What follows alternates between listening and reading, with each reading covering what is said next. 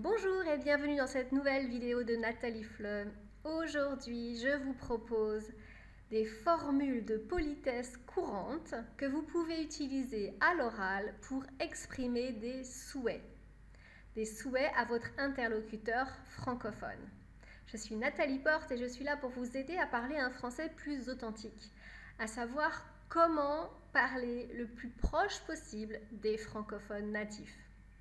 Alors voilà ce qu'on va voir aujourd'hui. Tout d'abord, vous allez connaître les formules habituelles pour exprimer des souhaits. Vous allez voir dans les différentes situations de la vie courante ce que vous pouvez et devez dire. Et ensuite, je vais vous expliquer comment être poli avec vos interlocuteurs francophones. On commence? Allons-y. On va d'abord s'intéresser à 3 types de situations. Tout d'abord, numéro 1, les différents moments de la journée. 2, les petits événements du quotidien. Et 3, lors d'événements particuliers, un anniversaire, un mariage, des fêtes, etc. Voyons d'abord les différents moments de la journée. Vous voyez dans cette illustration une journée qui est représentée. Donc, vous avez en haut ici la journée où le soleil brille. Vous avez d'abord le matin, la première partie en haut à gauche, et ensuite l'après-midi en haut à droite. Ensuite, vous avez le soir, la soirée, c'est-à-dire que le soleil est peut-être couché, mais vous êtes encore éveillé, vous ne dormez pas. Et puis ensuite, vous avez la nuit où vous dormez. Donc, on va voir les différents moments de la journée et qu'est-ce que l'on peut souhaiter à son interlocuteur. D'abord, quand on se sépare de quelqu'un, le matin, donc on a déjà dit au revoir et on va souhaiter quelque chose d'agréable à son interlocuteur. Par exemple, vous partez de chez vous le matin et vous allez dire quelque chose aux personnes qui vivent avec vous. Ou alors, vous descendez du bus et vous dites au revoir éventuellement au chauffeur du bus. Ou alors, vous allez aller à la boulangerie, acheter du pain et ensuite vous allez souhaiter quelque chose à la personne qui vous a servi. Donc, qu'est-ce que l'on peut dire ? Donc, vous pouvez d'abord dire « bonne journée ». C'est le plus classique. Dans toutes les situations, avec n'importe quelle personne, proche ou moins proche, bonne journée convient tout à fait. Donc, vous dites « au revoir, bonne journée » ou alors « je pars, bonne journée », etc. Vous pouvez aussi dire « bonne matinée ». Donc, c'est comme si vous disiez à la personne « je souhaite que tu passes une bonne matinée ». Donc, la matinée, c'est toute cette période de temps jusqu'à midi. Ou alors, vous allez dire « bonne fin de matinée ». Vous allez souhaiter souvent une bonne matinée à quelqu'un que vous allez probablement revoir dans la journée. D'accord? Par exemple, vous quittez des collègues après la pause café à 10h, par exemple. Vous allez leur dire bonne fin de matinée et probablement que vous allez les revoir dans la journée. D'accord? Donc, bonne journée, bonne matinée, bonne fin de matinée. Vous avez toujours la possibilité de dire passe une bonne journée ou passez une bonne journée. Donc passer, c'est si vous voyez quelqu'un, d'accord? Ou alors si vous vous adressez à plusieurs personnes. Passe une bonne journée, passez une bonne journée. Je vous signale que quand les formules ont une différence entre le tutoiement et le vouvoiement, je vais à chaque fois vous mettre une petite barre comme ça avec les deux options possibles. Donc si vous dites tu, vous dites passe une bonne journée et si vous dites vous, on dit passez une bonne journée. Si ce n'est pas très clair pour vous dans quelle situation vous devez utiliser tu ou vous devez utiliser vous, j'ai fait un article et une vidéo à ce sujet. Le lien apparaît maintenant en haut de la vidéo mais aussi dans la description. Et j'ai aussi créé un guide gratuit qui va beaucoup vous aider par rapport aux 3 niveaux de langue, familier, courant ou soutenu.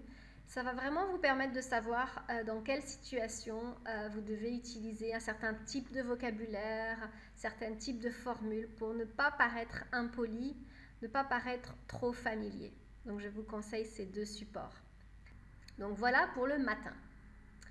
Voyons maintenant, quand on se sépare toujours de quelqu'un, c'est toujours le même type de situation, on dit au revoir, mais cette fois on est le midi ou l'après-midi. D'accord? Donc vous avez peut-être déjeuné avec quelqu'un. Qu'est-ce que vous allez pouvoir lui dire au moment où vous quittez cette personne? Vous pouvez lui dire « Bon après-midi ». J'ai mis NE entre parenthèses parce que après-midi est parfois masculin, parfois féminin. Les deux sont possibles, mais dans les deux cas, on prononce bonne. Bonne après-midi. D'accord?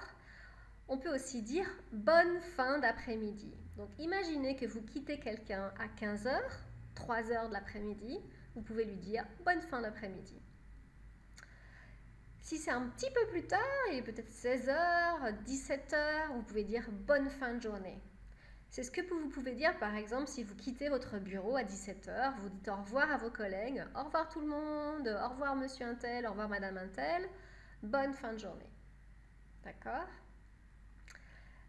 Évidemment, vous pouvez toujours dire passe ou passer une bonne fin de journée. Voyons maintenant le soir. Donc le soir, on est plutôt entre 18 et 22 heures, d'accord? Le soleil se couche ou va bientôt se coucher. La journée de travail est terminée, mais on ne dort pas encore. Donc là, on va pouvoir dire bonne soirée. Donc vous quittez quelqu'un et vous dites bonne soirée. Imaginez, je ne sais pas, vous descendez du bus, il est 19 heures et vous dites au chauffeur au revoir, bonne soirée, ou simplement bonne soirée. Si c'est plus tard, et par exemple vous avez dîné avec des amis, ou vous êtes allé au restaurant, ou peut-être vous avez fait une activité le soir, une activité de loisir, au moment où vous partez, vous pouvez dire bonne fin de soirée. D'accord? Bonne fin de soirée. Encore une fois, vous pouvez dire passe une bonne fin de soirée ou passez une bonne fin de soirée. Voyons maintenant une autre situation un peu plus tard dans la journée. C'est en fait le moment de dormir, juste avant de dormir. Donc dans ce cas-là, vous allez pouvoir dire bonne nuit ou fais de beaux rêves. Donc fais de beaux rêves, c'est assez affectueux, donc vous allez peut-être le dire à votre enfant, éventuellement à votre conjoint.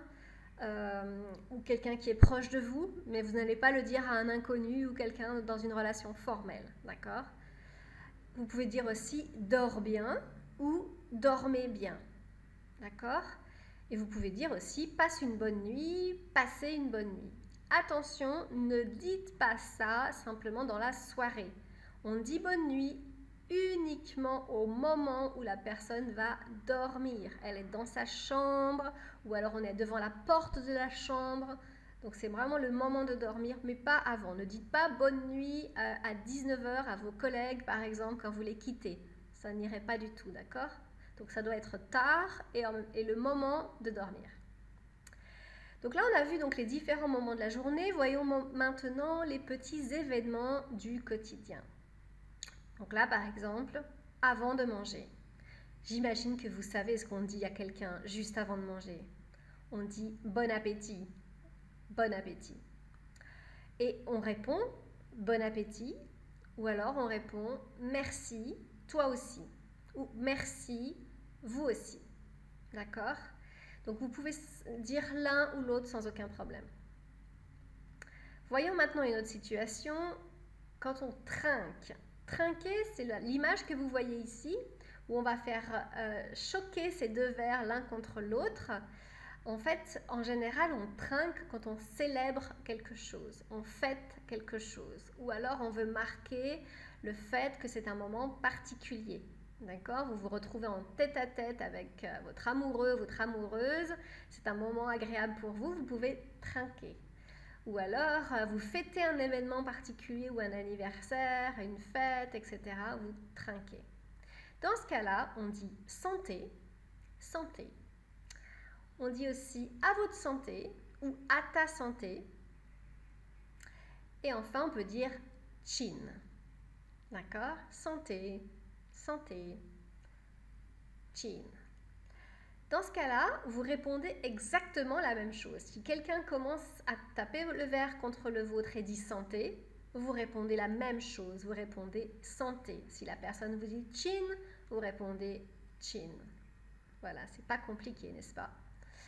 Ensuite, regardez cette petite illustration. C'est quelqu'un qui est en train d'éternuer. Quelqu'un éternue. Dans ce cas-là, on dit santé, simplement.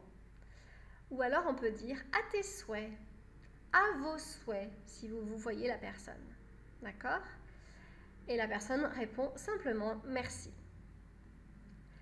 Il y a une autre petite formule que moi j'aime bien mais que tout le monde n'utilise pas et qui est assez familière, c'est au moment où une personne éternue et que vous la connaissez bien, vous êtes proche d'elle, vous dites à tes amours.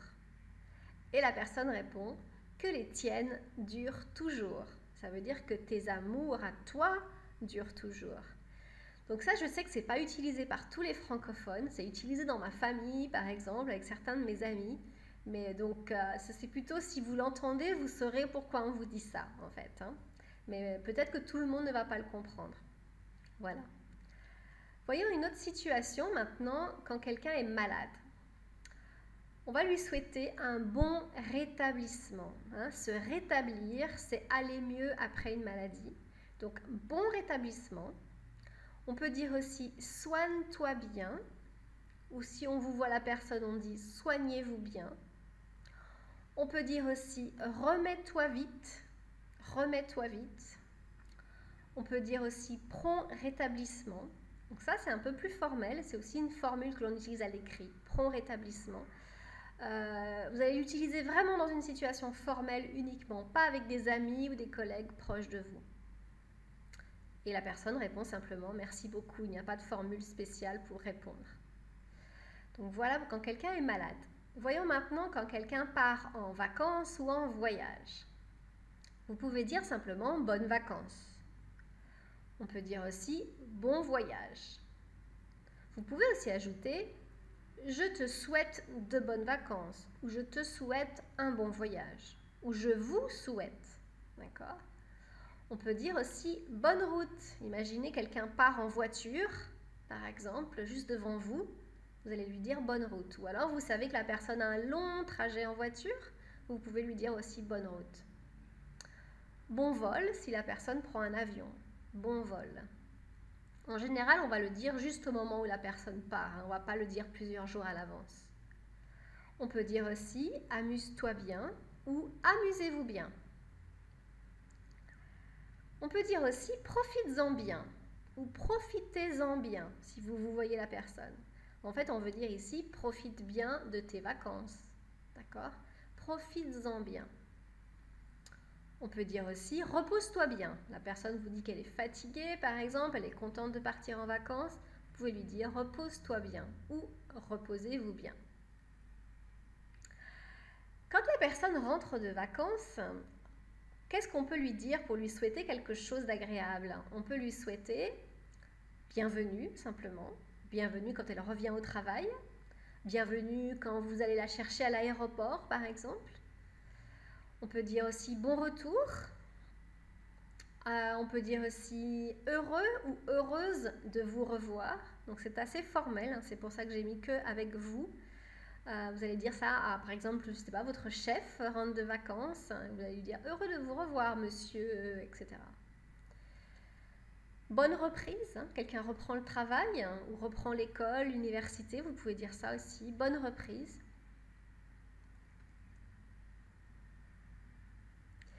Voyons maintenant un autre événement quand quelqu'un vient de réussir quelque chose, un examen ou alors obtenir une promotion professionnelle. Vous pouvez simplement dire félicitations. Tous mes vœux de réussite. Donc la personne a passé un examen, a réussi son examen et on souhaite que la suite soit positive pour elle aussi. On souhaite qu'elle réussisse sa vie, on souhaite qu'elle réussisse sa carrière professionnelle. On peut dire tous mes vœux de réussite. On peut aussi dire bravo pour ses bons résultats, hein, quand quelqu'un a obtenu quelque chose avec de bons résultats. On peut aussi dire je vous félicite ou je te félicite. Oralement, on a aussi cette possibilité. Voyons maintenant un autre événement quand quelqu'un annonce un changement ou un départ. On peut dire simplement bonne chance, bon courage, hein, si c'est quelque chose peut-être qui va demander de l'énergie et du courage. On peut dire aussi bonne continuation. Hein, souvent on dit ça à quelqu'un qu'on ne va probablement pas revoir prochainement. Peut-être qu'on ne va même pas revoir cette personne. mais vous lui souhaitez quand même que tout se passe bien pour elle, pour la suite de sa vie. Vous pouvez dire ça. Bonne continuation. Voyons maintenant le cas de quelqu'un qui annonce son mariage. Dans ce cas-là, vous pouvez lui dire simplement « Félicitations » ou « Tous mes vœux de bonheur ». C'est vraiment les deux formules les plus fréquentes. Bien sûr, si vous êtes proche de ces personnes, vous pouvez faire un message beaucoup plus personnalisé, bien sûr.